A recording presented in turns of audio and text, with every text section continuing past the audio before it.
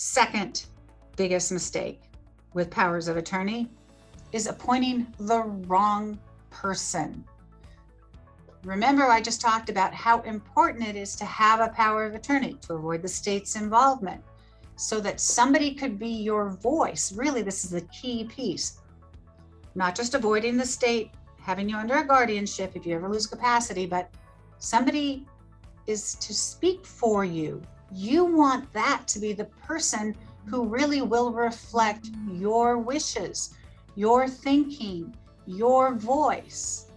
You need to appoint someone you trust completely. You trust them with your money and your life, actually. You trust that person. So you might think, well, I need to appoint my eldest child, son or daughter, whatever, because, that's what I should do. No, think deeper. Who is it that you would appoint who has a good head on their shoulders, can take care of business, can get things done that needs to get things done, who can keep track of any financial matters that they're handling for you, who can keep good records? Who is it that you can rely on to get the business aspects of your life taken care of? Now, this is what I'm talking about now is more for the financial part of a durable power of attorney. That person, that right person, not the wrong person. Who's the wrong person? The wrong person is one who doesn't understand what they're doing, avoids paying bills, puts their head in the sand, can't get things done. Their life is always in turmoil. We all know and have people that we can think of.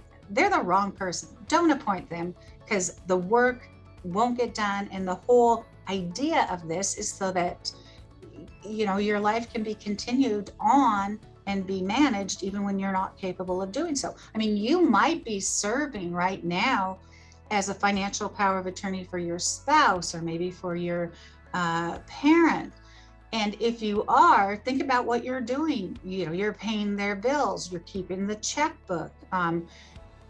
Checkbook is, are you paying things electronically? That's fine. There's still a digital record of what you're doing. And you're doing it for them, not for yourself. It's a job that you're doing for them, and hopefully you're doing it in a really business-like manner. You might be making sure that their taxes are getting filed, working with their accountant, or filing them yourself. So the financial power of attorney, appointing the right person, is appointing somebody that can get the job done, and they do it well. I mentioned that appointing somebody under a power of attorney is so that your voice will be heard. When it comes to finances, it's making sure that the business aspects of your life are being handled. Your voice being heard is more so when it comes to your personal decisions. Like if somebody needs to talk to your doctor about, well, what treatment is appropriate, and you can't do it because you are not capable of communicating with the doctor, with the physician at that time. Well, who is? You want that person to be somebody who knows you very well, who knows what your wishes are, who knows how you want to be treated in terms of how much medical treatment do you want? Do you want everything possible under the sun, no matter what the outcome is? Or do you say, no, I just want to get this medical treatment, and if I'm not going to get any better, then please stop the medical treatment. You want somebody who is going to be your voice. And importantly, that person has to say your voice, what you want, not what they want. So let's say you are the power of attorney for your parent, and you've had to make a decision about, well, do you withdraw life-sustaining treatment or not? That's a hard decision to make. You might know that that's exactly what your mom, your dad wants, but it's really hard because you as a child don't want to give up and see your parent pass away. It's a hard decision.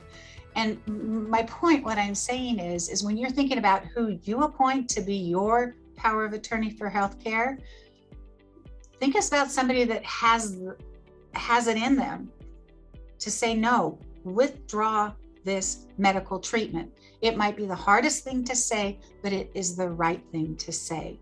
So make sure that whomever you appoint isn't wishy-washy or says, I don't know what to do, that they go, you know what, I know that this is what mom wants and I am going to be her voice. It's hard, but I am going to do it.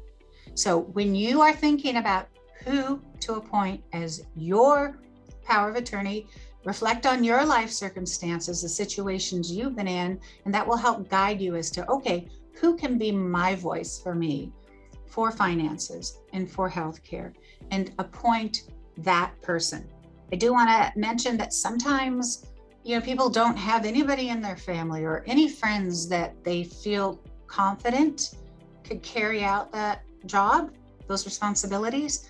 There are professionals that we have can refer to. There are people that are either banks or trusts, institutions for financial powers of attorney. There are others who serve as healthcare agents, people that may be care managers. So there are always options available to you. So if you say, I don't have anybody available, don't let that stop you, because as an estate planning firm, we are able to help guide you to say, hey, here's some suggestions about professionals who will do a very good job for you when the time comes. Okay.